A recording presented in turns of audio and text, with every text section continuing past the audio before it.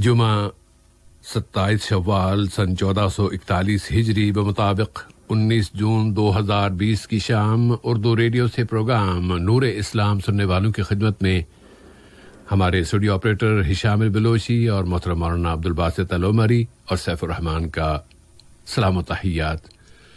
और प्रोग्राम में थोड़ी सी ताख़ीर हो गई, इस पर हम मादरत चाहते हैं।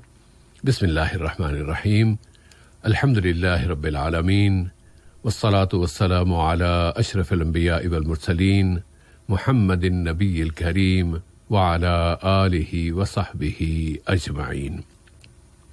सामीन, हमारे प्रोग्राम के मामूल के मुताबिक इस प्रोग्राम के पहले हिस्से में टेलीफोन के जरिए आप सामीन के सवालात वसूल किए जाएंगे और दूसरे हिस्से में SMS पर आने वाले सवालात प्रोग्राम में शामिल होंगे। SMS के लिए नंबर है 92080, जबकि टेलीफोन नंबर्स हैं 44131280 और 44874299। इस वक्त हम मोहतरम मौलाना अब्दुल बासित अल उमरी साहब से रब्ता कर रहे हैं और इसके साथ ही आप सामीन की टेलीफोन कॉल भी हम रिसीव कर रहे हैं और देखते हैं कि इस वक्त लाइन पे कौन है। नाखुद मुकालमा हिशाम। अस्सलाम वालेकुम। हेलो, अस्सलाम वालेकुम। वालेकुम सलाम। जी भाई, क्या नाम? मोहम्मद मंजर आलम। मोहम्मद मंजर आलम साहब, क्या सवाल है आपका? मेरा दो सवाल है। एक सवाल ये है कि एक लड़की है जो शादी बहुत दिन से नहीं हो रहा है, मतलब रिश्ता लगता है कट जाता है, तो करीब 3-4 रिश्ता आया कट जाता है, तो क्या करना पड़ेगा? कुछ ऐसा है? अच्छी बात है, इंशाल्लाह। अस्सलाम वालेकुम। जी अस्सलाम रहमतुल्लाह। मैं शेख नूर। शेख साहब आगे। मुंदर साहब दूसरा सवाल बताना चाह रहे थे, वो लाइन कट गई शायद। जी शेख नूर साहब, क्या सवाल है शेख साहब? ये सवाल तो ऐसा है कि नहीं पूछना चाहिए, मगर अभी माहौल ऐसा है और जरूरी भी है कि उसके बारे में डिटेल से जानना है और लोगों को पता होना चाहिए कि ये करने से क्या होता है और क्या नहीं करना चाहिए। जी, ये मेरा एक सवाल, पहले वाला सवाल जो है सुसाइड के बारे में है। जी, ये सुसाइड मतलब ये जो करते हैं इसके बाद क्या होता है? मतलब वो उनकी मौत के बाद अल्लाह उसको क्या करते हैं? मतलब अच्छी बात, जिंदा रखते हैं या उनको उसके पूरा डिटेल चाहिए मुझे इंशाअल्लाह ताला। जितनी पूरी दुनिया में जो है ये पढ़े लिखे लोग ही ऐसा करते हैं और मालदार लोग ज्यादा करते हैं और मजबूर में आके गरीब लोग भी करते हैं और ज्यादातर गैर कौमी होता है और इस्लाम में भी थोड़े बहुत करते हैं। तो ये इसका डिटेल चाहिए। जी इंशाल्लाह जरूर इसका जवाब आएगा भाई। एक और सवाल है जी जरूर। जुल्करनैन साहब जो एक दीवार बनाए थे ना, किसने दीवार बनाई थी? जुल्करनैन। हाँ जुल्करनैन, जी जी। वो दीवार अभी तक है या टूट गई है या टूटने वाली है? उसके बाद क्या होता है? अच्छी बात है, शुक्रिया, बहुत शुक्रिया आपका भाई। नाखुद मुकालमा अख हिशाम शेख इदा कान अल खत मुमकिन नुकल्लिमो। अच्छा जी, हेलो, अस्सलाम वालेकुम। वालेकुम अस्सलाम व रहमतुल्लाहि व बरकातहू। जी, मेरा नाम अमजद इकबाल है। अमजद साहब खुश आमदीद भाई। शुक्रिया, जज़ाकल्लाह खैर जी, और सबको हमारा सलाम पहुंचा, मौलाना साहब को भी। और दूसरा अपना सवाल ये है सर जी कि मगरिब की नमाज 3 रकात होती है, 2 रकात में तहियात है, 1 रकात खाली होती है। अपनी 1 रकात के बाद अगर अपना पहुंचे तो वो इमाम साहब के साथ आदमी को 3 रकातें पढ़नी पड़ती है, और 2 रकात के बाद अगर जाए तो मैं कभी कभी ऐसा करता हूँ कि वो 1 रकात छोड़ देता हूँ, उसमें तहियात नहीं पढ़ता, और कभी कभी पढ़ लेता हूँ। तो क्या ये मेरा इस तरह करना ये सही है? अगर आप दूसरी रकात पे मिले हैं जी, तो दूसरी रकात में मिलेंगे तो मेरी पहली रकात हो जाएगी। सही, ठीक है। उसके बाद मतलब कि 2 रकातों के बाद अगर मैं मिलूं तो मुझे 2 रकातें पढ़नी पड़ेगी, 1 रकात पेश इमाम साहब के साथ पढ़नी पड़ेगी। तो 1 रकात में तो वो पेश इमाम साहब के साथ मैं पढ़ लेता हूँ, लेकिन जो 2 मैंने खुद पढ़नी है, जो मेरी दूसरी हो जाएगी, तो उसमें मैं कभी कभी छोड़ देता हूँ, नहीं पढ़ता कि 1 रकात ऐसा खाली जाना चाहिए, तो कभी कभी पढ़ लेता हूँ। तो क्या इस तरह ये मेरा करना सही है? अच्छी बात है। कभी तहियत पढ़ लेते और कभी नहीं पढ़ते। हाँ, तो क्या मुझे पढ़ना चाहिए या मुझे ऐसा मतलब है कि एक रकात खाली छोड़ देना चाहिए कि एक रकात में नहीं पढ़ना चाहिए? नहीं, उसमें असल में जब उलझन आपको असल जो हो रही है वो ये कि एक रकात खाली और एक रकात वाली, उसमें ये तरतीब जो है ना वो आप कौन सी पहली, कौन सी दूसरी, तीसरी, उसके बाद क्या क्या करना होता है, जब ये सिलसिला आपके ज़हन में वाज़ेह हो जाएगा ना, फिर आपकी ये उलझन नहीं होगी। और इंशाअल्लाह मैं मौलाना जैसे ही उनसे रब्ता कायम होता है, ये बहाल होता है, तो वो इस सवाल को जवाब दे देंगे। भाई बहुत शुक्रिया आपका। ओके जी, खुदा हाफिज़। हिशाम शेख माना अलखत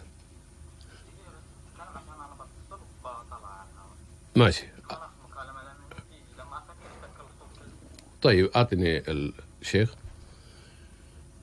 अस्सलाम वालेकुम. अच्छा, फिर दोबारा राब्ता हुआ और फिर साथी कहते हैं कि लाइन कट जाती है। चलिए दोबारा कर रहे हैं। अस्सलाम वालेकुम। बहुत सारे तजुर्बात होते हैं, तजुर्बे में फिर जब अफराद तब्दील होते रहते हैं तो वो इस तरह के मसाइल के सामने पेश करना। जी अस्सलाम वालेकुम। जी साहब भाई। जी मोहतरम मौलाना, खुशामदीद, शुक्र है आपसे रब्ता हो गया। जी जी काफ़ी मुश्किल हो रही थी हमारे हिशाम बलोची भाई को। जी साहब। कुछ अब तक तीन अफराद से रब्ता हुआ जिनकी कॉल्स आई हैं, उनमें मंजर आलम साहब अब एक मसला बयान कर रहे थे कि लड़की की शादी के लिए रिश्ते आते हैं, 3-4 रिश्ते आए लेकिन सब के सब वापस चले जाते हैं, रिश्ता नहीं हो रहा। तो ऐसे में लड़की के वालिदैन को लड़की को क्या करना चाहिए? कुछ इस मसले का हल है? अस्सलाम वालेकुम व रहमतुल्लाहि व बरकातुहू। वालेकुम अस्सलाम व रहमतुल्लाहि व बरकातुहू। अल्हम्दुलिल्लाह रब्बिल आलमीन वस्सलातु वस्सलामु अला अब्दिही व रसूलिही नबीना मुहम्मदिन व अला आलिही व अस्हाबिही अजमईन, अम्मा बाद। बिस्मिल्लाहिर रहमानिर रहीम। साहब भाई, बेशक वालिदैन के ऊपर जिम्मेदारी आयद होती है कि लड़का या लड़की जो है बुलूगत को पहुँचे, शादी के काबिल हो जाए तो उनका निकाह करवा दें। और ख़ुद अल्लाह ताला ने इस बात का हुक्म दिया है कुरान मजीद के अंदर, व अनकिहुल अय्यामा मिनकुम वस्सालिहीन मिन इबादिकुम व इमाइकुम।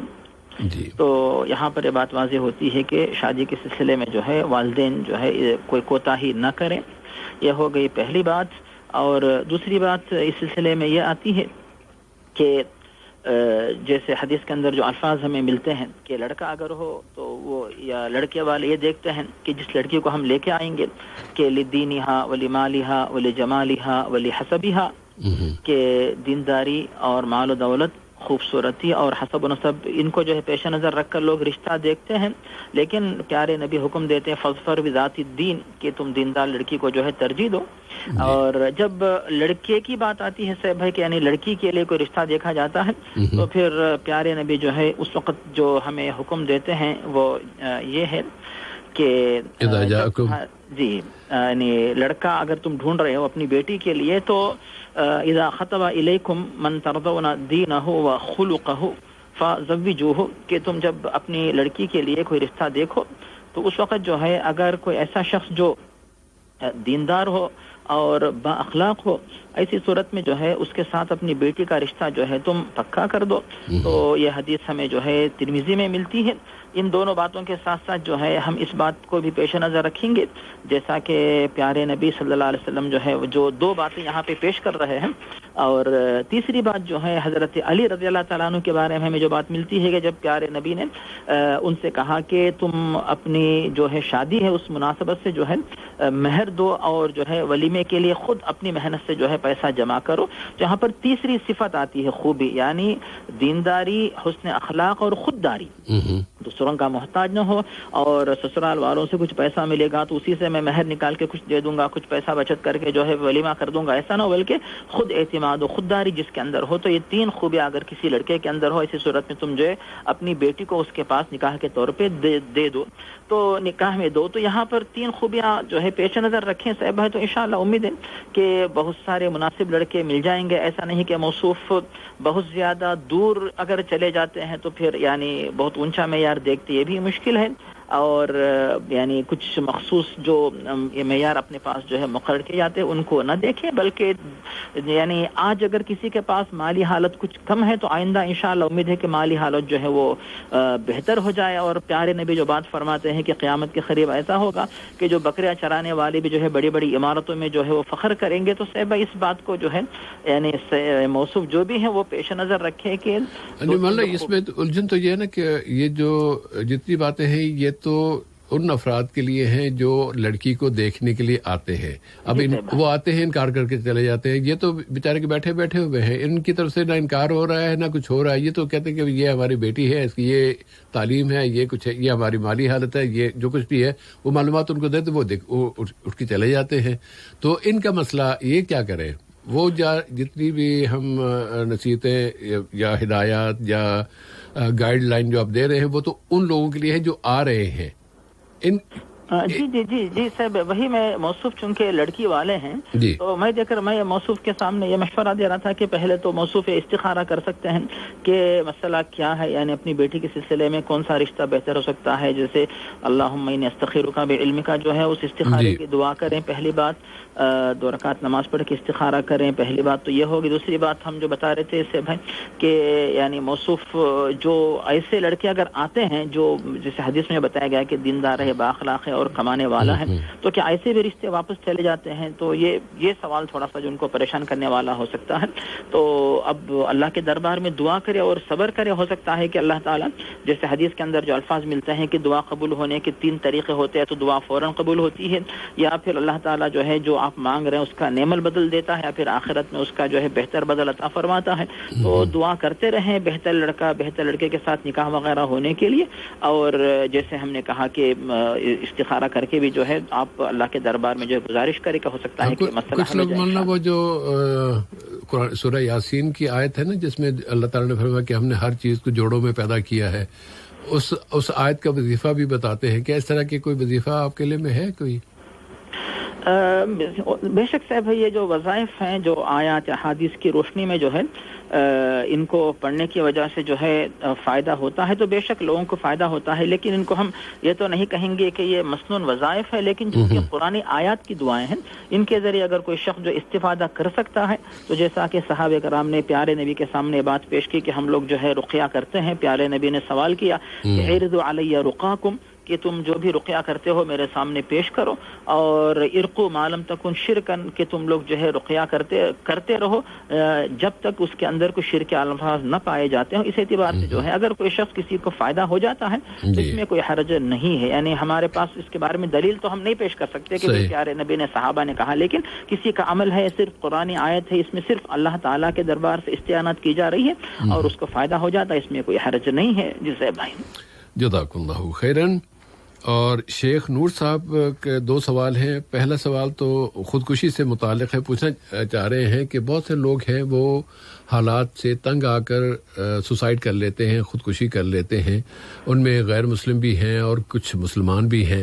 تو سوسائڈ کرنے والا فرد اس کے ساتھ اللہ تعالیٰ کیا اس کے ساتھ رویہ یا کیا اقدام کرتا ہے کہ مرنے کے بعد کیا اس کو فوری سزا ملتی ہے، یا یہ کہ اسے معاف کر دیا جاتا ہے، یا یہ کہ کچھ اور اس کی تفصیلات؟ وہ اس طرح کی تفصیلات جاننا چاہتے ہیں.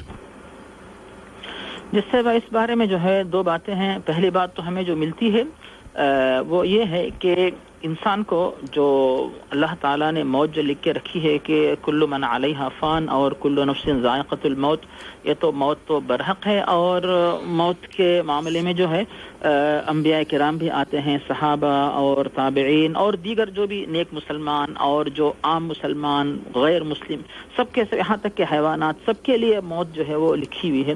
تو یہ تو ہو گئی پہلی بات. لیکن خودکشی کے سلسلے میں دین اسلام جو ہے سخت رویہ اس میں اپناتا ہے کہ یہ ایک امانت ہے. جان اور حیات، انسان کی جو جان ہے تو نہ کسی اور کی جان لے نہ خود انسان اپنی جان لے یہاں تک کہ خود جو ہے اس کو موت نہ آ جائے. اور موت آنے کے کئی طریقے ہو سکتے ہیں. ایک تو یہ ہے کہ فطری موت آئے، یا پھر جو ہے اللہ تعالیٰ کے دین کو سربلند کرنے کے دوران اگر جو ہے وہ مارا جائے، جو شہادت کا مقام ہوتا ہے. تو یہ کئی طریقے جو ہے موت کے سلسلے میں ہمارے سامنے نظر آتے ہیں. اور جہاں تک خودکشی کی بات ہے اس کے سلسلے میں جو سخت الفاظ ہمیں ملتے ہیں بخاری اور مسلم میں حضرت ابو ہریرہ سے ہے کہ اگر کوئی شخص جو ہے کسی پہاڑ سے جو ہے وہ چھلانگ لگا کر خودکشی کرتا ہے تو پھر جو ہے قیامت کے دن بھی جو ہے جہنم کی آگ میں اسی طرح اس کو سزا ملتی رہے گی. اور اگر کوئی شخص زہر پی کر اسی طرح خودکشی کر لیتا ہے تو پھر وہ جہنم کی آگ میں بھی جو ہے اسے زہر دیا جاتا رہے گا. اور اگر کوئی کسی ہتھیار سے خودکشی کر لیتا ہے تو تب جو ہے اسے ہتھیار دیا جائے گا کہ اس ہتھیار سے تم بار بار اپنے آپ کو قتل کرتے رہو, تو یہ سزا جو ہے ملتی رہے گی. اور بخاری مسلم میں حضرت ثابت نامی صحابی سے مروی ہے, پیارے نبی واضح فرماتے ہیں کہ دنیا میں جو شخص جس چیز سے خودکشی کر لے گا قیامت کے دن جو ہے جہنم کی آگ میں اسی چیز سے جو ہے اسے سزا دی جاتی رہے گی. تو یہ تو صاحب بھائی ایک کھلی بات ہے کہ وعید کے طور پر بتائے جی گناہ کبیرہ ہے جس سے انسان جو اپنے آپ کو بچا کے رکھنا چاہیے. لیکن جو خودکشی کا معاملہ صاحب ہے اگر موصوف اگر مسلم غیر مسلم کا فرق جاننا چاہتے ہیں نہیں, وہ نہیں, صرف یہ کہ چونکہ معاشرے میں دونوں طرح کے لوگ خودکشی کر رہے ہوتے ہیں. اگر ایک غیر مسلم کر رہا ہے تو وہ ہم سمجھتے ہیں کہ چونکہ اس کو دین کا پتہ نہیں ہے اس لیے وہ خودکشی کر لیتا ہے. لیکن جو مسلمان بھی خودکشی کر رہے ہوتے ہیں تو ان کے لیے تو یہ ذرا ایک ان تنبیہ کی بات ہونی چاہیے, انہیں پتہ ہونا چاہیے کہ اس کے بعد انجام کیا ہونے والا ہے. جی صاحب یہی بات یعنی غور کرنے کی بات ہے کہ جہاں تک غیر مسلم کا معاملہ ہے وہ تو چونکہ دنیا میں تو اللہ تعالیٰ نے اسے روزی سے نوازا تھا, کھانا پانی روزی ان تمام چیزوں سے اللہ تعالیٰ نے نوازا ہے, چاہے مسلم ہو غیر مسلم ہو سب کو جو ہے دنیا میں روزی ملتی ہے. اور اللہ تعالیٰ نے جس کے لیے جو حصہ مقرر کیا ہے وہ دنیا میں جو ہے مکمل کر کے جاتا ہے. اور جہاں تک غیر مسلم کے دنیا سے جانے کا معاملہ صاحب بھائی وہ چاہے عام اس کو وفات آئے یا پھر خودکشی کی وفات آئے, ہر حالت میں اس کے لیے آخرت میں تو جنت نہیں ہے کیونکہ اس کے پاس ایمان ہی نہیں ہے. اب ہم جو اصلاح کرنا چاہتے ہیں مسلمان بھائی اور بہنوں کی تو اس سلسلے میں ابھی جو وعیدیں بتائی گئی ہیں اسی کے مطابق ہم بتائیں گے کہ مسلمانوں کو چاہیے کہ بالکل جو ہے ایسی حرکت نہ کرے, اس کے بارے میں بالکل جو ہے وہ نہ سوچیں. اور اس کے بارے میں صاحب دو قسم کے لوگ ہوتے ہیں. ایک قسم کے لوگ ایسے جو کہ اللہ تعالیٰ کی رحمت سے مایوس ہو کے خودکشی کر لیتے ہیں, تو یہ تو پھر گناہ کبیرہ ہے جن کے بارے میں جو ہے کہ اللہ تعالیٰ کی رحمت سے مایوس ہونے والے انہو لا یأس من روح اللہ الا القوم الکافرون کہ اللہ تعالیٰ نے قرآن میں بتا دیا کہ ان کا معاملہ جو ہے کفر کے حد تک پہنچ جاتا ہے. لیکن ایک شخص ایسا جو کہ کسی مجبوری سے اس نے خودکشی کا معاملہ کیا ہے تو اللہ تعالیٰ اس کی مجبوری سے واقف ہے, ہم ایسے لوگوں کے بارے میں فیصلہ نہیں کر سکتے. تو ایسے لوگوں کے بارے میں صاحب ایک بات ہمارے ذہن میں آتی ہے جو کہ صحیح مسلم میں حضرت جابر سے حدیث مروی ہے, اس میں بتایا جاتا ہے کہ پیارے نبی صلی اللہ علیہ وسلم کے پاس جو ہے طفیل بن عمر جو یمن کے ایک اچھے سردار تھے ماشاءاللہ, تو وہ آئے اور آ کے جو ہے انہوں نے دین اسلام کو جو ہے قبول کیا اور ان کی وجہ سے کئی یمنی جو ہے ماشاءاللہ مسلمان ہو گئے. اور ان کے ساتھ ساتھ ایک اور ساتھی بھی تھے, لیکن وہ ساتھی جو ہے وہ بیمار ہو گئے. بیمار ہونے کے بعد جب اتنے زیادہ بیمار ہوئے کہ انہوں نے جو ہے اپنے دونوں ہاتھ کاٹ لیے, ان کا خون بہہ گیا اور اس کے بعد جو ان کی وفات ہو گئی. تو یہ جو طفیل بن عمر ہے انہوں نے اپنے اس ساتھی کو جو ہے خواب میں دیکھا کہ وہ اچھی حالت میں ہے, تو پیارے نبی کے سامنے انہوں نے خواب پیش کیا کہ یا رسول اللہ میں نے اپنے ساتھی کو خواب میں دیکھا کہ اللہ تعالیٰ نے مجھے اس لیے معاف کر دیا کہ میں جو ہے پیارے نبی کے پاس ہجرت کر کے پہنچا, اس نیکی نے میرے اس گناہ کو معاف کر دیا. تو پیارے نبی ایسے خودکشی کرنے والے کے بارے میں دعا کرتے ہیں کہ اللہم ولی یدیہ فاغفر, کہ یا اللہ اس کے جو دونوں ہاتھ ہیں اس کے دونوں ہاتھ کاٹ کر اس نے خودکشی جو کی ہے تو اس بندے کے گناہ کو تو معاف کر دے. تو صحیح مسلم کی حدیث ہے. تو یعنی لوگوں کے درمیان سے بھی فرق ہوتا ہے, ایک تو بے حد پریشان ہو کے اس طرح کرتا ہے اور ایک تو اللہ کی رحمت سے مایوس ہو کر جو ہے دنیا چھوڑ کے مجھے جانا اس طرح کرتا ہے. تو دونوں میں بہت بڑا فرق رہتا ہے, لیکن اس فرق کو اس بندوں کی نیتوں کو ان کی حالات کو اللہ تعالیٰ جانتا, ہم فیصلہ نہیں کر سکتے. لیکن ہم سختی سے یہی کہیں گے کہ یہ کام جو ہے مسلمانوں کے لیے قطعاً جائز نہیں ہے اور مسلمانوں کے معاشرے میں اس خیال کو جو ہے اس اعتقاد کو عام کیا جائے. علماء کو چاہیے کہ اس کے بارے متنبہ کریں, بتائیں کہ ہرگز جو ہے اس کام کا ارتکاب نہ کرے کیونکہ یہ کام گناہ کبیرہ کے طور پہ شمار ہوتا ہے. اور کوئی بھی بہانہ نہ کرے کہ مجبوری تھی, بیماری تھی, مرض تھا. ایسا کوئی بہانہ جو ہے ہو سکتا ہے کہ واقعی وہ بہانہ اللہ کے پاس قابل قبول ہے یا کسی کا عذر جو ہے قابل قبول نہیں، پھر وہ معاملہ جو ہے گناہ کے طور پہ شمار ہو کے عذاب کا سبب نہ بن جائے، تو ہم جس حد تک جو ہے وہ اللہ کے طرف سے جو معلومات ہوئی تو اس حد تک جو ہے اپنی زبان کھول سکتے، پھر آگے کی بات ہم کچھ نہیں کر سکتے ہیں. صحیح بات. ورنہ اگر اس میں وہ جو اللہ کے رسول صلی اللہ علیہ وسلم نے دعا سکھائی ہے کہ جو آدمی اپنے اس طرح کے حالات کا شکار ہو جائے کہ بہت ہی زیادہ تنگ اور بہت زیادہ مشکل کا شکار ہو گیا اور وہ اس کے ذہن میں اس طرح کے کوئی خیال بھی آ رہا ہو تو اللہم احینی ما دامت الحیات خیرا لی. جی صاحب بھائی بہترین دعا ہے وہ جو جس کا ذکر آپ فرما رہے ہیں، وہ حاقی بخاری اور حدیث بخاری اور مسلم میں جو ہے یہ حدیث وارد ہے کہ یا اللہ جب تک جو ہے زندہ رہنا میرے لیے جو ہے مناسب ہے تو جو ہے میری زندگی کو جو ہے جاری رکھنا، اور جب میرا دنیا سے جانا میرے لیے بہتر ہے تب تو جو ہے دنیا سے مجھے اٹھا لینا. تو اس طریقے سے جو ہے حدیث ہمیں ملتی ہے، بلکہ یہ حدیث جو ہے مستند ہے، اور مستند ہونے کی وجہ یہ ہے جیسا کہ ہم نے بات پیش کی کہ حدیث بخاری اور مسلم میں موجود ہے، اور حدیث کے الفاظ اس طرح ہیں. حضرت انس بن مالک فرماتے ہیں کہ پیارے نبی فرماتے ہیں کہ لا یتمنى ان احدکم الموت من ضر اصابہ، کہ تم میں سے کسی شخص کو کوئی بھی پریشانی مصیبت لاحق ہو تو وہ موت کی تمنا نہ کرے، لیکن اگر وہ واقعی کچھ دعا کرنا چاہے تو اس طرح کہے کہ اللہم احیینی ما کانت الحیات خیرا لی وتوفنی اذا کانت الوفات خیرا لی، کہ یا اللہ تو مجھے اس وقت تک زندہ رکھنا جبکہ میرے لیے زندگی جو ہے خیر و برکت کا سبب ہے، اور اس وقت وفات دے دے جبکہ میرے لیے جو ہے دنیا سے جانا بہتر ہے. تو اس طریقے سے صاحب بھائی آپ نے جو بات پیش کی بہت ہی جو ہے بہترین جو نصیحت تھی، یعنی جس کے ذہن میں بھی ایسا خیال آئے یا خیال نہ آئے کسی کے ساتھ ایسا معاملہ پیش آئے تو ایسے لوگوں کو نصیحت کرنے کے لیے تاکید کرنے کے سلسلے میں جو ہے بہترین جو دعا آپ نے پیش کی ہے. اور ایک اور دعا بھی حدیث میں ہمیں ملتی ہے صاحب معاذ بن جبل سے جی، جو تو پیارے نبی صلی اللہ علیہ وسلم جو ہے یہ بات پیش کرتے ہیں کہ رات میں اللہ تعالیٰ نے میرے پاس جو ہے فرشتے کو بھیجا، اور فرشتے کو بھیج کر جو ہے یہ دعا مجھے سکھائی، اور یہ دعا جو ہے ترمذی وغیرہ میں موجود ہے، اور اس دعا کے الفاظ ہیں وہ یہ ہے کہ اے نبی آپ اس طرح جو ہے نمازوں کے بعد دعا کرتے رہیں کہ اللہم انی اسألک فعل الخیرات وترک المنکرات وحب المساکین وان تغفر لی وترحمنی واذا اردت فتنة فی قوم فتوفنی غیر مفتون، کہ اگر کسی مقام پہ فتنہ آنے کا امکان ہو ایسی صورت میں مجھے فتنے سے بچاتے ہوئے دنیا سے اٹھا لے، آزمائش سے بچاتے ہوئے دنیا سے اٹھا لے. تو مطلب یہ ہوا کہ اس طریقے سے جو ہے دعا کرنے کی اجازت ہے. اور اسی طرح جو ہے حضرت عمر رضی اللہ تعالیٰ عنہ کے بارے میں بھی جو ہے دعا اس طرح آتی کہ اللہم کبرت سنی وضعفت قوتی وانتشرت رعیتی فاقبضنی الیک غیر مضیع ولا مفرط، یا اللہ جب بھی تو مجھے اٹھا لے دنیا سے تو میں اس حالت میں رہوں کہ کوتاہی کرنے والا نہ رہوں، اور یعنی احکام کو ضائع کرنے والا یا احکام میں کوتاہی کرنے والا میں اس طرح نہ رہوں، اس حالت میں تو مجھے دنیا سے اٹھا لے.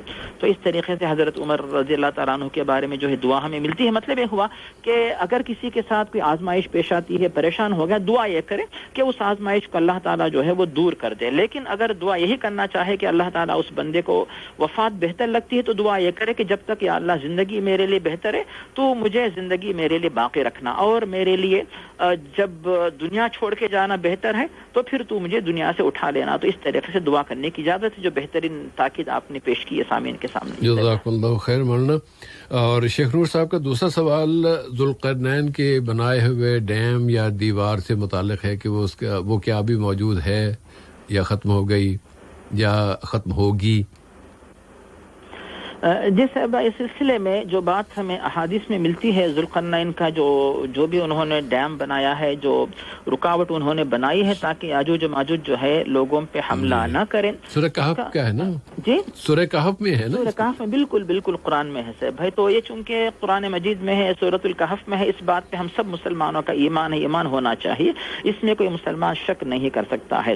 اب آتی ہے بات کہ وہ مقام کہاں پہ ہے، تو اس کے سلسلے میں علماء کے جو ہے مختلف اقوال، جو محدثین ہیں، مؤرخین وغیرہ، جو حافظ ابن کثیر رحمہ اللہ جو بات پیش فرماتے ہیں کہ یا تو وہ مقام جو ہے سمندر کے پانی میں ڈوبا ہوا ہے، اور قیامت کے قریب ہو سکتا ہے کہ سمندر کا پانی وہاں سے ہٹ جائے، پھر وہ ڈیم جو ہے وہ ظاہر ہو جائے، یا پھر کہاں پہ ہے مگر ہے ہو سکتا ہے کہ پہاڑی علاقہ ہے، تو ارمینیا کے پاس قزاقستان جو مختلف علاقے ہیں، تو ہو سکتا ہے کہ بعض مورخین خاص ابن عباس جو ہے رضی اللہ تعالیٰ عنہ ان کی تحقیق یہ ہے کہ اس ارمینیا وغیرہ کے علاقے میں یہ ان کا ایک وہ اجتہاد ہے، لیکن وہ مقام ہے، اور یہ مقام ہونے کی ایک دلیل تو ہم نے ابھی پیش کی کہ قرآن مجید میں اس کا ذکر ہے۔ اور دوسری بات جو ہمیں ملتی ہے حضرت ام سلمہ سے بخاری اور مسلم کی حدیث کہ ایک رات میں جو ہے پیارے نبی صلی اللہ علیہ وسلم نے جو ہے تہجد کے وقت جو ہے دعا کرتے، جو آپ اٹھے تھے، اٹھنے کے بعد آپ نے جو گھبراہٹ کے ساتھ جو بات پیش کی وہ بات یہ تھی کہ مجھے جو ہے بتایا گیا ہے کہ یاجوج ماجوج کی جو دیوار بنائی گئی ہے تو وہ دیوار جو ہے اس میں ایک انگلی کے ایک یعنی حلقہ آپ نے بنایا، جو انگوٹھا اور جو شہادت کی انگلی ہے ان دونوں کو جوڑ کر آپ نے جو ہے حلقہ بنا کر آپ نے پیش کیا۔ تو اس وقت آپ یہ فرماتے زینب بنت جہش سے حدیث مروی ہے کہ آپ گھبرا کر جو ہے ان کے پاس آ کر کہنے لگے لا الہ الا اللہ ویل للعرب من شر قد اقترب، کہ عرب والوں کے لیے تباہی کا وقت قریب آ چکا ہے، کہ ایک برائی ایسی ہے جو بالکل ان کے قریب آنے والی ہے۔ یاجوج ماجوج کے جو رکاوٹ ہے، روکنے والی دیوار، اس میں جو ہے اس حلقے کے برابر جو ہے سوراخ پڑ چکا ہے۔ تو اس طرح پیارے نبی صلی اللہ علیہ وسلم نے جو ہے مسلمانوں کو متنبہ کیا کہ وہ وقت جو ہے کبھی بھی آ سکتا ہے کہ دیوار کے اندر سوراخ جو ہے مکمل کھل جائے اور اس کے بعد یاجوج ماجوج کا حملہ ہو جائے، لیکن چونکہ وہ وقت پیارے نبی نے بتا دیا ہے وقت کب ہونے والا ہے، وہ ہے مسیح دجال دنیا میں آنے کے بعد، اور اس کے فتنے کو عیسیٰ علیہ السلام جب ختم کریں گے، پھر یاجوج یعنی دجال کا فتنہ ختم ہونے کے بعد عیسیٰ علیہ السلام مسلمانوں کے ساتھ جب تھوڑی سی خوشی کی حالت میں گزاریں گے، اس کے بعد پھر اللہ تعالیٰ کی طرف سے اطلاع ملے گی کہ اب وہ یاجوج ماجوج جن کو اللہ تعالیٰ نے بن کر کے دور رکھا تھا، اب جو ہے ان کے باہر نکل آنے کا وقت آ چکا ہے، تو پھر وہ آ کے حملہ کریں گے، پھر انشاءاللہ ان کا خاتمہ ہوگا۔ تو ایک قیامت کے قریب ہونے والے واقعات ہیں۔ تو خلاصہ یہ ہے کہ وہ چیز تو ہے، لیکن وہ کہاں پہ ہے اس کا حقیقی علم جو ہے وہ اللہ تعالیٰ کے پاس ہے۔ ہم ابھی ایک بات بول دیں گے اپنے اندازے سے، پھر بعد میں وہ بات غلط نکلے گی تو پھر یہ بات مناسب نہیں رہے گی۔ جسے بھائی جزاکم اللہ خیر۔ ویسے بھی یعنی اس طرح کی جو واقعات ہیں ان کے بارے میں اگر تو مستقبل سے متعلق ہے تو جب تک صحیح حدیث نہ ہو، ہم تو کسی تفسیروں میں بھی جو لکھی ہوئی ہے نا باتیں بنی اسرائیل سے لے کے، ہم تو ان کو بھی نہیں مانتے، وہ بھی بیکار باتیں ہیں، اس لیے کہ اللہ کے رسول صلی اللہ علیہ وسلم نے ان کی تصدیق نہیں کی ہے۔ جب تک اللہ کے رسول اس کی تصدیق نہ کریں گے ہم ان باتوں پہ یقین نہیں کرتے۔ ہمیں یہی سکھایا گیا ہے اللہ کے رسول کی طرف سے، اسی پر ہمیں عمل کرنا چاہیے۔ اور چونکہ اللہ تعالیٰ نے قرآن پاک میں اس کا ذکر کیا ہے، دیوار موجود ہے، بنائی گئی ہے، اور وہ ابھی ختم نہیں ہوئی، قیامت کے قریب آ کے ختم ہوگی، تو اس طرح ان کا شیخ نور صاحب کا یہ تو مسئلہ حل ہو گیا کہ وہ ابھی دیوار موجود ہے، کہاں ہے یہ ہمیں پتہ کرنے کی ضرورت بھی نہیں ہے، ورنہ اللہ تعالیٰ بتا دیتا، لیکن وہ ہے، اور جب قیامت آئے گی جو اس وقت لوگ ہوں گے وہ دیکھ لیں گے۔ جی صاحب بھائی۔ امجد اقبال صاحب پوچھ رہے ہیں یا بتاتے ہیں کہ مغرب کی نماز میں چونکہ 3 رکعت ہوتی ہیں، کبھی کبھی ایسا بھی ہوتا ہے کہ وہ تاخیر سے پہنچے، امام کے ساتھ انہیں 1 رکعت ملی ہے، تو اس کے بعد پھر امام صاحب نے تشہد کیا، یہ ان کے ساتھ تشہد میں بیٹھے رہے، پھر ان کی باقی اب 2 رکعت ہیں، تو کبھی اس کے بعد یہ اپنے پہلے تشہد یعنی اپنی 2 رکعت مکمل کرنے کے بعد تشہد بیٹھتے ہیں، اور کبھی نہیں بیٹھتے، 2 رکعت اکٹھے پڑھ لیتے ہیں، کیا طریقہ صحیح ہے؟ صاحب ان تمام سوالات کا آسان حل یہ ہے، وہ حدیث جو بخاری اور مسلم میں حضرت ابو ہریرہ سے حدیث مروی ہے، پیارے نبی صلی اللہ علیہ وسلم جو واضح فرماتے ہیں کہ فما ادرکتم فصلوا وما فاتکم فاتموا یا وما فاتکم فقضوا، کہ امام کے جب تم مسجد میں آؤ، نماز قائم ہو چکی ہو، نماز چل رہی ہو، تو امام کے ساتھ جتنا حصہ تم کو ملا ہو وہ حصہ تو تم امام کے ساتھ مکمل کر لو، اور امام صاحب سلام پھیرنے کے بعد جتنا حصہ تم کو ملتا ہے، یعنی جو حصہ امام سلام پھیرنے کے بعد جو چھوٹ چکا ہے، تو وہ جو ہے تم اس کی قضا کرو یا اس کی تکمیل کرو، یہ حدیث ہمیں ملتی ہے۔ اس حدیث کی روشنی میں جو ہے علماء کی جو تحقیق ہے وہ یہی ہے کہ اگر کوئی بندہ مغرب کی نماز میں آیا ہوا ہے، 1 رکعت جو ہے ان کو ملی ہے، ایسی صورت میں جو رکعت جو ہے مسبوق کو دیر سے آنے والے کو ملی ہے وہ جو ہے پہلی رکعت کے طور پہ شمار ہوتی ہے، اور پہلی رکعت کے طور پہ شمار ہوئی، اور اس کے وہ امام صاحب کی تیسری رکعت ہے، اور امام صاحب کے لیے چونکہ آخری قعدہ ہے، آخری تشہد تو بیٹھیں گے، فرض ہے، لیکن وہ مقتدی کے لیے پہلی رکعت جو تاخیر سے آئے ہیں مسبوق، تو ان کے لیے پہلی رکعت کے بعد بیٹھنا تو مشروع نہیں، لیکن وہ چونکہ مقتدی ہیں، وہ امام کے تابع ہونے کے مکلف ہیں، اسی لیے امام کے ساتھ وہ بھی بیٹھیں گے، تو پھر وہ جو ہے ایک اضافی قعدہ، اضافی تشہد ان کو مل چکا جی۔ اس کے بعد جب وہ کھڑے ہوں گے تو دوسری رکعت ہوگی، اور مغرب کی نماز میں جو ہے جو دوسری رکعت کے بعد جو ہے تشہد کے لیے بیٹھنا یہ واجب ہوتا ہے، اسی لیے موصوف کو چاہیے کہ وہ بیٹھیں اور بیٹھ کر جو ہے تشہد جو ہوتا ہے آدھا تحیات وغیرہ پڑھیں، تو تشہد کے بعد درود وغیرہ دوسری دعائیں پڑھیں بغیر اٹھ کر کھڑے ہوں، پھر تیسری رکعت جو ہے وہ مکمل کریں، اس کے بعد آخر میں تشہد مکمل کر کے سلام پھیریں۔ تو صحیح طریقہ جو احادیث کی روشنی میں ہمیں ملتا ہے وہ یہ ہے، لیکن چونکہ اب تک موصوف نے اس طرح کیا، چونکہ معلومات نہیں تھی اور جو درمیان میں تشہد چھوٹ رہا تھا وہ تو بے شک اس کا مقام واجب کا ہے، لیکن اس طرح لا علمی کی وجہ سے چھوٹ جانے کی وجہ سے کوئی حرج نہیں ہے، لیکن جب علم ہو چکا کہ صحیح طریقہ مسنون طریقہ کیا ہوتا ہے تو آئندہ موصوف کو چاہیے کہ جو مسنون طریقہ اس کے مطابق عمل کریں، اور ایک رکعت ملنے پر جو ہے ان کو چاہیے کہ جیسے ہی ان کی دوسری رکعت ہوتی ہے فوراً تشہد اول کریں، اور اس کے بعد جو ہے تیسری رکعت بھی مکمل کر کے تشہد مکمل کر کے سلام پھیر دیں۔ جسے بھائی اور اس بات سے نہ گھبرائیں کہ ان کی ہر رکعت میں تشہد آ رہا ہے۔ جی صاحب بھائی، یہ ایسی نماز جس میں جو ہے ہر رکعت کے تشہد آتا ہے تو اس میں کوئی حرج نہیں ہے، کیونکہ یہ بھی ان کے لیے ایک فضیلت کی بات سمجھ لیں کہ ان کے 2 رکعت چھوٹ گئے تو اللہ تعالیٰ نے شاید 2-3 تشہد ان کے نصیب میں لکھ کر زیادہ ثواب اس طرح دینا چاہتا ہے، تو مسلسل 3 یا 4 کبھی کبھی ایسا تشہد ہوتا صاحب بھائی کہ اگر کوئی بندہ امام صاحب کے 2 رکعت کے بعد آیا، امام صاحب کو تشہد میں بیٹھا تو پھر اس کو کبھی 4 تشہد بھی مل جاتے ہیں، مثال کے طور پر ایسا بھی جو ہو جاتا ہے۔ پہلی رکعت نہیں ملتی، اگر رکوع سے اٹھ جانے کے بعد وہ شریک ہوا ہے تو پوری کاروائی تو کر رہا ہے لیکن اس کی رکعت نہیں ہوتی۔ جی صاحب بھائی، تو اس طرح جو ہے کئی تشہد مل جانے کی وجہ سے نہ گھبرائے، ان کی نماز اپنی جگہ صحیح ہوگی، 3 رکعت صحیح ہوگی، لیکن جو مسنون طریقہ اس کے مطابق جو ہے موصوف کو چاہیے کہ عمل کریں۔ اللہ خیرن۔ اب ہم اگلی کال لیتے ہیں، اور اللہ کرے کہ اب کوئی مسئلہ نہ ہو لائن پہ۔ ہلو، السلام علیکم شام۔ ہلو،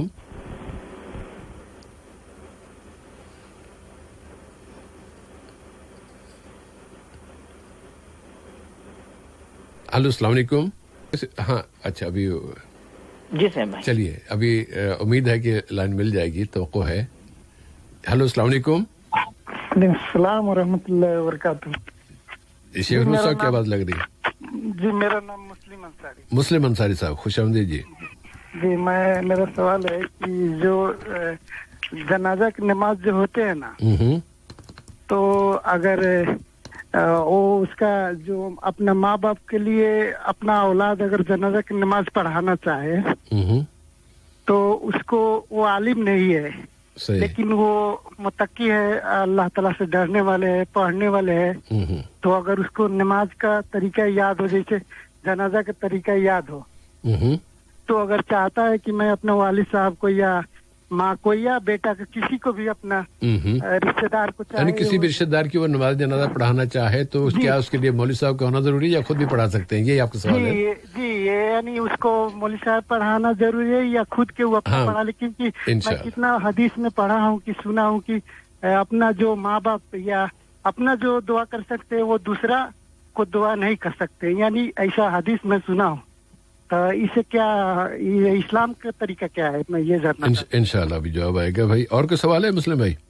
جی یہی میرا سوال ہے، اور دوسرا سوال یہ ہے جی کہ جو ہم لوگ کیا بولتے، چلیے ابھی ہم کو یہی ذہن میں آ رہا ہے جی، چلیے میں نصیحت ہو گیا، چلیے کوئی بات نہیں، ابھی جواب آ جائے گا۔ وعلیکم السلام ورحمۃ اللہ۔ جی مولانا تھوڑا ہم کو تفصیل سے بتا دیجیے۔ انشاءاللہ جی مولانا ہے لائن پہ؟ السلام علیکم۔ جی وعلیکم السلام ورحمۃ اللہ۔ جی ممبئی کیسے ہیں؟ جی سب خیریت ہے بھائی۔ آپ کا نام اور سوال بتا دیں گے؟ میرا نام پھول محمد ہے۔ پھول محمد صاحب جی ابھی میں نے وہ سنا ہے، میں نے یاجوج ماجوج کے بارے میں۔ جی یاجوج ماجوج یہ मगर इंसान में से हैं, जिन्नात में से हैं, या कोई और मखलूक है, क्या है, इसके बारे में थोड़ा मुझे जानकारी चाहिए। ठीक है, अच्छी बात है। और दूसरी बात ये है कि वो जो रमजान में आप रमजान क्विज का जो प्रोग्राम चला रहे थे जी, उसका इनाम का क्या हुआ, तकसीम हुआ नहीं हुआ, या कब होगा, कुछ पता नहीं चला। हाँ, उसके लिए चलिए, अब ये प्रोग्राम तो उसका नहीं है, लेकिन वैसे मैं आपने बता देता हूँ। आप बताइए, आप कॉल रख दीजिए, मैं आपको रेडियो बता देता हूँ इंशाल्लाह। ठीक है, बता दीजिएगा इंशाल्लाह ताला। अस्सलाम वालेकुम। वालेकुम अस्सलाम व रहमतुल्लाह। हशम عندك مكالمة أخرى ناخذها؟ वालेकुम। हाँ, हम इम्तियाज बुलेट बोल रहा हूँ। हेलो जी इम्तियाज भाई।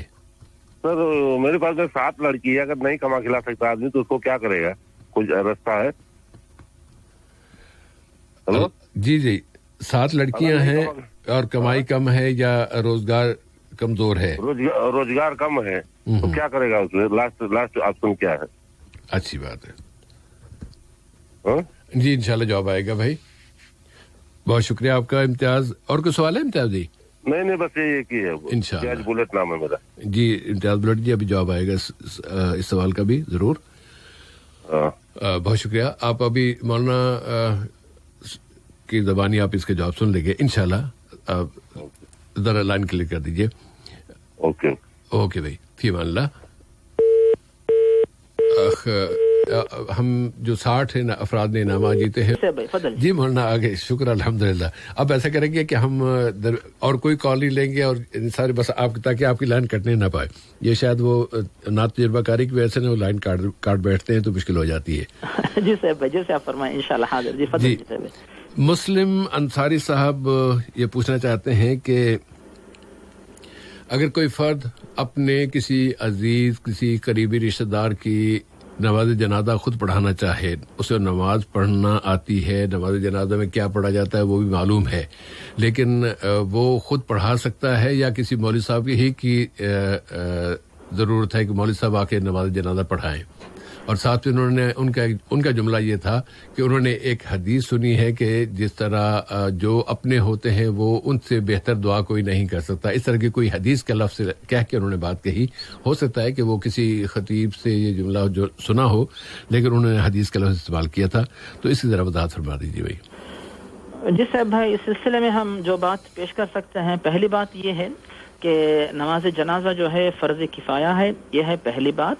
और दूसरी बात यह है कि सिर्फ जो वरसा हैं तो वही जो है नमाज जनाजा नहीं पढ़ते हैं, बल्कि वरसा के अलावा जो आमतुल मुस्लिमीन है, जिसमें इमाम मस्जिद है, मुअज्जिन मस्जिद है, मस्जिद की कमेटी है और दूसरे जो मुसलमान हैं, तो जो भी रास्ता आने जाने वाले जो भी मस्जिद में आते सब के सब माशाल्लाह नमाज पढ़ते हैं और सब के सब दुआ करते हैं। ऐसा नहीं कि इमाम साहब ही जो है मय्यत के लिए दुआ करेंगे, ऐसा नहीं, बल्कि बेटा या फिर भाई या बाप जो भी जो है जनाजे में इमाम के पीछे खड़ा हो वो भी जो है दुआ करता है, इसमें कोई हरज नहीं है।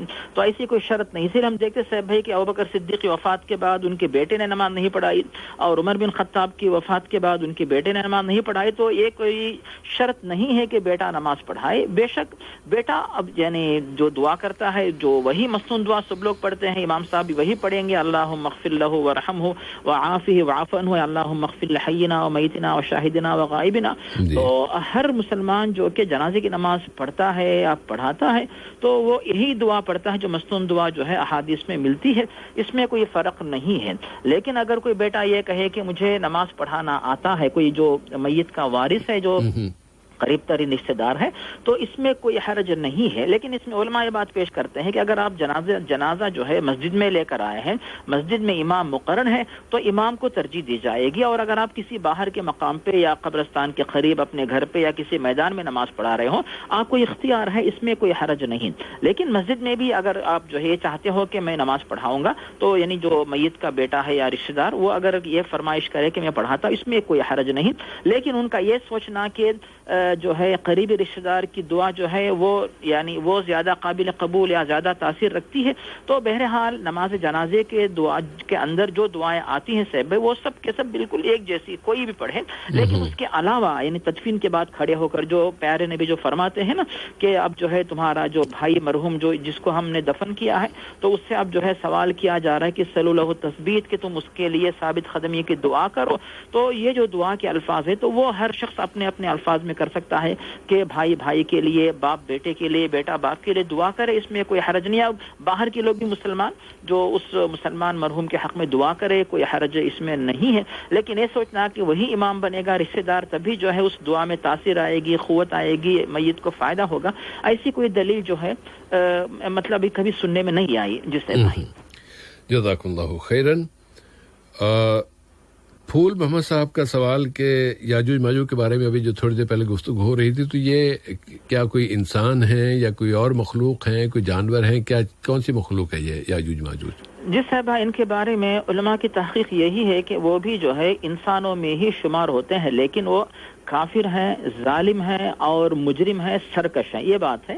لیکن وہ جو ہے کوئی دوسری مخلوق یعنی جنات میں سے نہیں، حیوانات میں سے نہیں، بلکہ ابنائے آدم کی اولاد میں ان کا شمار ہوتا ہے، جیسا کہ علماء نے تحقیق پیش کی ہے. جسے بھائی جزاک اللہ خیرن. اور امتیاز بلٹ صاحب فرماتے ہیں کہ 7 لڑکیاں ہیں اور مالی حالت بہت کمزور ہے، کیا کریں؟ جس سے بھائی بے شک ارض اللہ واسعہ، اللہ تعالیٰ فرما رہا ہے کہ اللہ تعالیٰ کی زمین جو ہے بہت ہی کشادہ ہے. اور جو موصوف کہہ رہے کہ 7 بیٹیاں، ایسے ماشاءاللہ 7 بیٹیوں والے کئی لوگوں کو ہم نے دیکھا ہے کہ 7 بیٹیاں ہیں، اور ہر ایک داماد ان کا جو ہے ماشاءاللہ یعنی شروع میں حالت عام تھی، معمولی تھی، لیکن کوئی جو ہے عالم نکلا، کوئی قابل نکلا، کوئی فاضل نکلا، کوئی انجینئر، ڈاکٹر، یعنی ایسے بہت سارے لوگ ہیں صاحب بھائی. تو موصوف جو ہے شروع ہی سے اونچا معیار رکھ لے کے بیٹھیں گے تو شاید ان کو مشقت ہو سکتی ہے. پہلی بات کہ وَاسْتَعِينُوا بِالصَّبْرِ وَالصَّلَاةِ، اللہ تعالیٰ کے دربار میں دعا کرے. سورۃ الفاتحہ میں تعلیم ملتی ایاک نعبد و ایاک نستعین، اور ادعوا ربکم تضرعا وخفیا، اللہ تعالیٰ کے دربار میں دعا مانگے. پہلی بات تو یہ ہے. اب اس کے بعد جو ہے بیٹیوں کی شادیوں کے سلسلے میں جیسے ہم نے جو بات پیش کی کہ دیندار اور بااخلاق خوددار جو بھی لڑکا ملتا ہے تو اس کے ساتھ جو ہے نکاح کرنے کے لیے کارروائی کرے. ایسا نہیں صاحب بھائی کہ سب کے سب لوگ، یعنی چونکہ موصوف ایشیا کی سائڈ کے ہیں، اسی لیے ہمارے پاس جو ماحول بنا ہوا صاحب بھائی کہ لازماً جو ہے جو بھی لڑکی ہے تو ہر لڑکی کے نام سے جو ہے باپ کے لیے لازمی ہوتا ہے کہ 10 لاکھ 15 لاکھ جمع کر کے رکھے، تاکہ لڑکی کی شادی کے موقع پر دینا پڑتا ہے. کیونکہ آج کل جو بہت سارے لڑکے یا لڑکوں کے ماں باپ ایسے ہیں جو یہ چاہتے ہیں کہ ہمارا لڑکا جب شادی کر کے لائے تو بہو اپنے ساتھ جو ہے سونا بھی لائے اور زمین بھی لائے اور کچھ پراپرٹی بھی لائے اور گاڑیاں بھی لائے، بہت کچھ لائے. تو یہ غلط ذہنیت جو غیر مسلموں کے جو ہے اختلاط سے ان کے ساتھ جو ہے رہنے کی وجہ سے جو غلط ذہنیت بن چکی ہے، اسی لیے لڑکیوں کے جو ماں باپ ہیں وہ پریشان رہتے ہیں. لیکن آج بھی صاحب مسلمان معاشرے میں ایسے یعنی غیرت مند خوددار نوجوان لڑکے اور ماشاءاللہ ماں باپ ایسے ہیں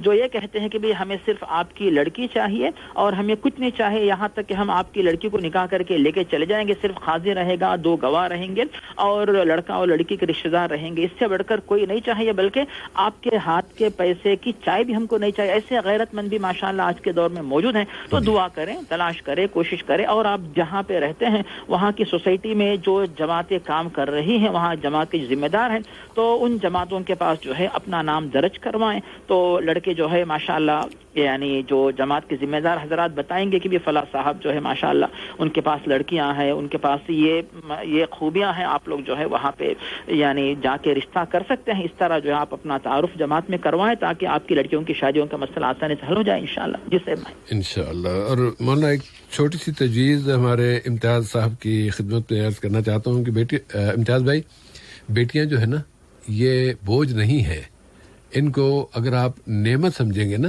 یہ جنت میں لے جانے والی مخلوق اللہ تعالیٰ نے ہمیں دی ہے. تو جن بیٹیوں کے ہم ان کو پالیں پوسیں، ضروری نہیں کہ آپ ان کو بہت زیادہ مالدار بنائیں، لیکن علم تو آپ دلا سکتے ہیں نا، پڑھا سکتے ہیں نا. ذرا لکھائی پڑھائی کے معاملے میں انہیں کمزور نہ ہونا چاہیے، ورنہ بیچاری ان پڑھ جاہل رہیں گی تو وہ کچھ بھی نہیں کر پائیں گی، نہ کوئی سمجھداری سے کام کر سکیں گی، نہ اپنے آنے والے جیون ساتھی کے ساتھ وہ کوئی زیادہ سوجھ بوجھ سے ان کا اپنے مسائل کو حل کر پائیں گی. علم کے حوالے سے آپ ان کی ضرور کوشش کیجیے، وہ پڑھ جائیں، پڑھ لکھ جائیں، اور قرآن پاک کی تعلیم بھی ہو، حدیث کے بارے میں وہ پڑھ تو سکے نا. جب پڑھنے کے قابل ہو جائیں گے کم از کم، تو پھر اس کے بعد ان کا بہت سارے راستے کھل جائیں گے، انشاءاللہ تعالیٰ ضرور کھلیں گے. اور اس ساتھ ہی اللہ تعالیٰ سے دعا بھی کرتے رہیے گا. تو یوں आपका रास्ता, आपका मसाइल, ये हम इस तरह के मसाइल हमारे माशरे में, हमारे अपनी बिरादरी में, अपने घरों में होते हैं और अल्लाह ताला उन मसाइल को फिर हल भी फरमाता है। बस ये कि ये ना देखा जाए ओ इतनी ज़्यादा मैं उनको खिलाऊंगा कैसे, चलो कुछ मार दूं। मारने वाले लोग भी होते हैं, वो अपने लिए इसी नेमत को जहन्नम बना लेते हैं। वो जहन्नम में जाने वाले लोग हैं जो इस तरह के काम करते हैं। उस तरफ ख्याल तक भी न लाइएगा और उनकी तालीम की तरफ तो जो दीजिएगा, जितने भी बढ़ा सके, तो इंशाअल्लाह वो आपके लिए दुनिया में भी और आखिरत में भी नेमतों का बायस बनेंगी। जी साहब, इसमें ऐसे लोगों के लिए जो है बहुत बड़ी बशारत है साहब भाई। जैसे मुस्लिम की हदीस हजरत अनस से, अगर किसी के पास 2 भी लड़कियां हो और उनको जो है बराबर तरबियत करे, देखभाल करे, तो वो ऐसा शख्स जो लड़कियों की तरबियत करे और मैं दोनों क़यामत के दिन जन्नत में जो एक साथ रहेंगे। और बुखारी मुस्लिम में हजरत आयशा से जो हदीस मरवी है उसमें बताया गया कि कुन्ना लहू सित्रम मिनन नार, ऐसी जो लड़कियां हैं वो जहन्नम से बचाने के लिए पर्दा बन के आएंगी। तो इस तरह जो आपने बशारत दी साहब, ये बहुत बड़ी बशारत के मुस्तहिक बनते हैं वो लोग जो लड़कियों के वालिदैन बने हुए हैं माशाअल्लाह। तो इनको बोझ न समझे, अल्लाह की अमानत और नेमत समझे, सही तरबियत करें और उस अमानत को जो है जिस बेहतर मकाम पे पहुंचाना है वहां पे पहुंचाएं। तो ये बहुत बड़े अजर सवाब का मामला होता है। जिसे भाई अपने इस प्रोग्राम को यानी खत्म करने से पहले थोड़ा सा एक अहम मामला जो है, अभी संडे जो 21 जून 2020 की सुबह 7:15 से लेकर तकरीबन 10 बजे तक का जो मामला है साहब, जो सूरज ग्रहण होने वाला है। तो अभी एक 15 दिन पहले चांद ग्रहण हुआ था।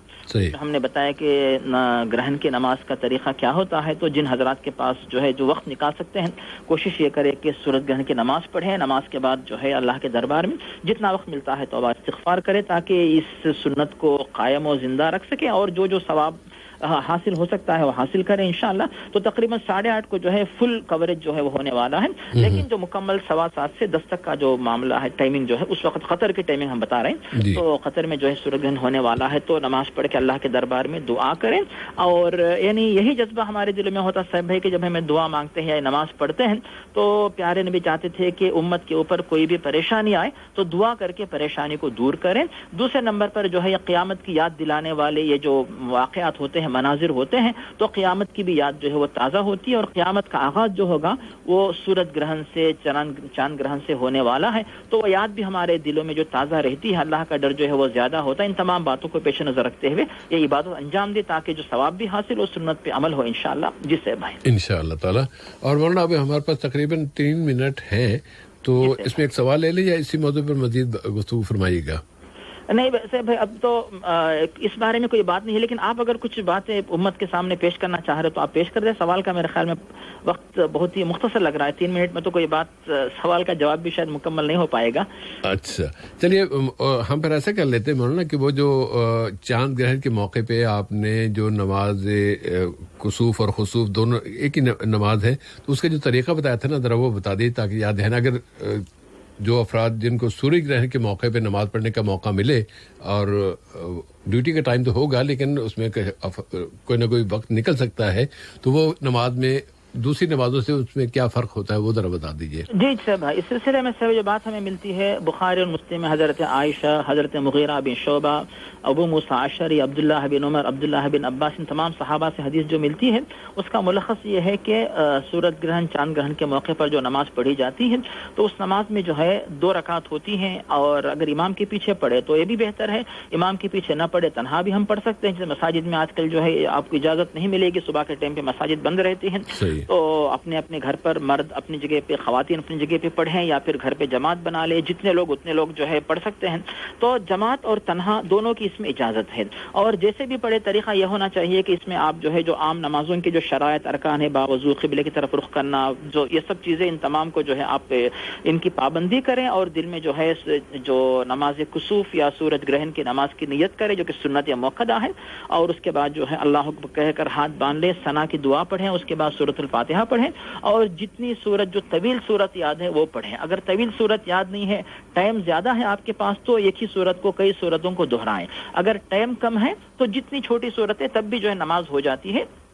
تو وہ جو صورتیں ہیں یاد جو آپ پڑھیں اس کے بعد جو اللہ اکبر کہہ کر رکوع کریں, رکوع میں جا کر جو ہے لمبا رکوع کریں جتنی طاقت آپ کے پاس, اس کے بعد جو ہے سمیع اللہ لمن حمدہ ربنا ولک الحمد, پھر اس کے بعد دوبارہ سورۃ الفاتحہ پڑھیں, اس کے بعد پھر جو ہے جتنی جو ہے صورتیں آپ کو یاد ہیں وہ دوبارہ آپ پڑھیں, اس کے بعد دوسرا رکوع کریں جو کہ پہلے رکوع سے کچھ کم ہونا چاہیے, پھر اس میں بھی رکوع کی تسبیحات پڑھیں, پھر سمیع اللہ لمن حمدہ ربنا ولک الحمد یہ کہہ کر پھر جو ہے پہلا سجدہ, سجدے کی تسبیحات, پھر اس کے بعد اٹھ کر بیٹھیں, پھر دوسرا سجدہ, پھر سجدے کی تسبیحات, پھر اٹھ کر کھڑے ہوں, اس کے بعد پھر سورۃ الفاتحہ, پھر جو صورتیں یاد ہیں وہ پڑھیں, اور اس کے بعد پھر پہلا رکوع ہوگا, رکوع کی تسبیحات, رکوع سے اٹھ کر کھڑے ہوں, پھر سورۃ الفاتحہ, پھر اس کے بعد جو ہے کچھ جو صورتیں یاد ہیں وہ پڑھیں, پھر اس کے بعد دوسرا رکوع, اس دوسرے رکوع کے بعد پھر سمیع اللہ لمن حمدہ ربنا ولک الحمد, اس کے بعد جو ہے 2 سجدے, پھر جو اتحیات تشہد وغیرہ جو بھی درود دعا کریں, اس کے بعد سلام پھیریں, اس کے بعد جو ہے اپنے گناہوں سے جو بھی ہوئے ہو نہ ہوئے ہو مگر اللہ کے دربار میں توبہ استغفار کریں.